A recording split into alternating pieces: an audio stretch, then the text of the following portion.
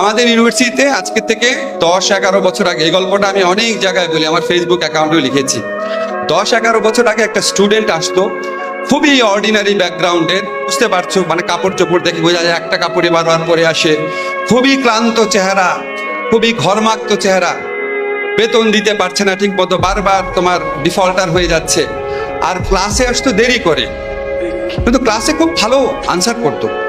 তা আমি তাকে জিজ্ঞেস করলাম, নাম বলছি না আমি তাকে জিজ্ঞেস করলাম একদিন ডেকে, তুমি তো খুব ভালো আনসার করো ক্লাসে, এত দেরি করো কেন? তখন সে আমাকে তার লাইফের কাহিনীটা বলে, একটু ভালো করে শোনো। আমাদের ইউনিভার্সিটি ক্যাম্পাস ছিল তখন ধানমন্ডিতে, সে থাকতো কেরানীগঞ্জের দূরের একটা গ্রামে, আমার গ্রামটার নাম মনে নাই।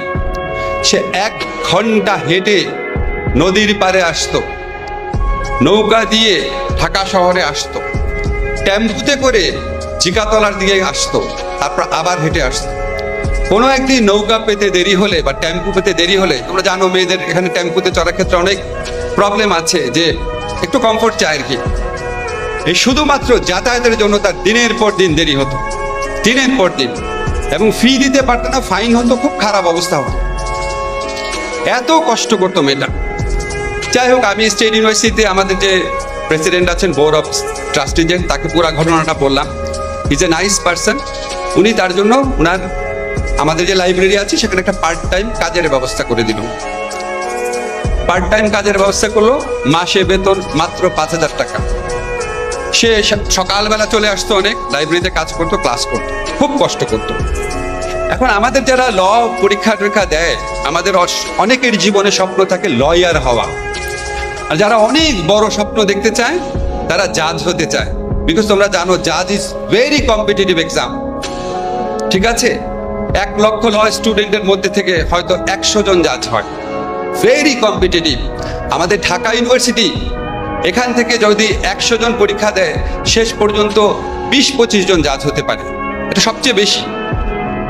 অনেক বাংলাদেশে প্রাইভেট ইউনিভার্সিটি আছে যেখান থেকে এখন পর্যন্ত কেউ জাজ হতে পারে নাই, এখন পর্যন্ত পারে নাই। অনেক পুরনো, আমাদের স্টেট ইউনিভার্সিটি থেকে পুরনো, তাও জাজ হতে পারে নাই। তা আমি যখন মেয়েটা ভালো রেজাল্ট করছে, একটা স্টেজে বললাম, তুমি লয়ার হওয়ার পরীক্ষার জন্য প্রিপারেশন নাও। সে আমাকে দেখি কিছু বলে না। আমি বললাম, কেন প্রিপারেশন নিচ্ছ না কেন? তখন সে মাথা নিচু করে, তার চোখ পানিতে ভরে গেছে, বলে, স্যার আমি জাজ হতে চাই। আমার এত দরিদ্র ঘরের একটা মেয়ে, এত কষ্ট করছে, তার জীবনে এত বড় স্বপ্ন। তা আমি তাকে অনেক বোঝানোর চেষ্টা করলাম, তুমি প্রথমে লয়ার হও, আস্তে আস্তে দেখা যাবে।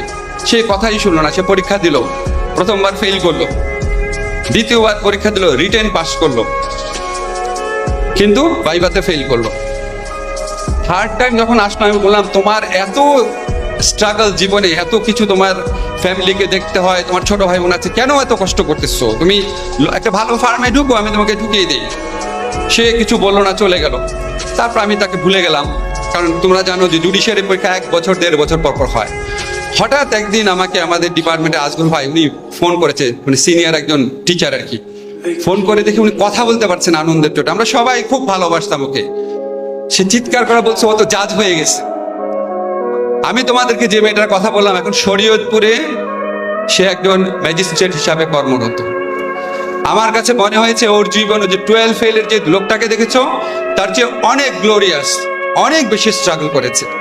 আমি তার গল্প সব কাছে বলি। আমার এই আজাদ আবুল কালাম, ঈশ্বরচন্দ্র বিদ্যাসাগরের গল্প দরকার নাই, শুনলে মনে আছে উনি আমেরিকার ইন্ডিয়ার প্রেসিডেন্ট হয়েছে, ঈশ্বরচন্দ্র বিদ্যাসাগর এত বড় মনীষী। এটা কি আর কি মানুষের জীবন? এটা তো অসাধারণ মানুষের জীবন।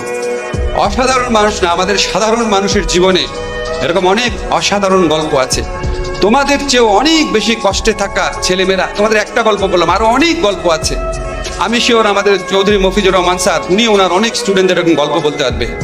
সাধারণ পরিবার থেকে এসে কষ্ট করে, পরিশ্রম করে, ডিটারমিনেশন রেখে জীবনে সবচেয়ে বড় জায়গায় গেছে। আমি তোমাদের এই গল্পটা বললাম এটার জন্য যে 12 ফেইল কোনো সিনেমা না, এর চেয়ে অনেক বড় বড় বাস্তব ঘটনা ঘটে, এবং তোমরা প্রত্যেকে যেন সেই বাস্তব ঘটনার নায়ক হতে পারো। এই দোয়া আমি তোমাদের জন্য করলাম, এই ইন্সপিরেশন যেন তোমাদের মধ্যে থাকে। পারবে না হতে?